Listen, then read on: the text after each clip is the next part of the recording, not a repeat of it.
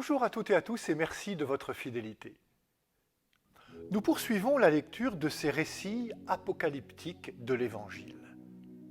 Le mot apocalypse n'a jamais aussi bien porté son nom que dans l'Évangile d'aujourd'hui. En effet, après avoir décrit les catastrophes, la destruction du temple de Jérusalem, toutes sortes de malheurs frappant la terre et son humanité, l'évangéliste Luc annonce une révélation, un dévoilement, la venue du Fils de l'homme dans sa gloire et dans sa puissance.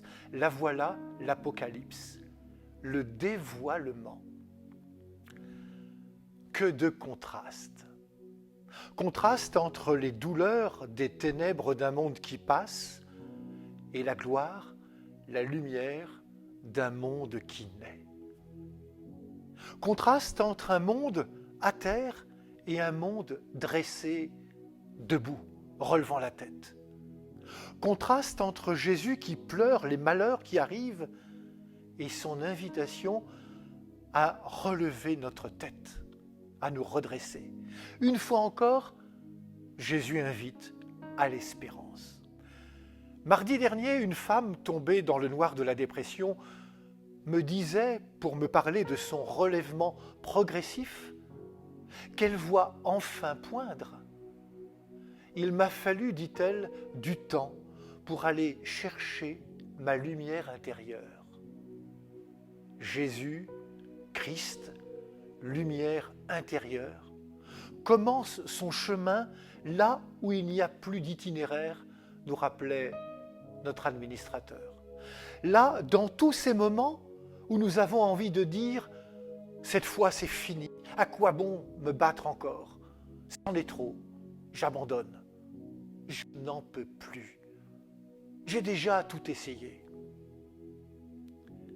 C'est justement dans ces moments-là que commence le chemin de Jésus. Un chemin de visitation. Il vient et s'approche pour se révéler à moi, à nous, au monde, comme puissance de vie. Il vient et reviendra nous relever. Ainsi, prenons au sérieux l'invitation de Jésus qui, en plein cœur des tempêtes de la vie, nous dit aujourd'hui encore et encore, quand ces événements commenceront, redressez-vous et relevez la tête, car votre rédemption approche. Son évangile est un appel permanent à la confiance.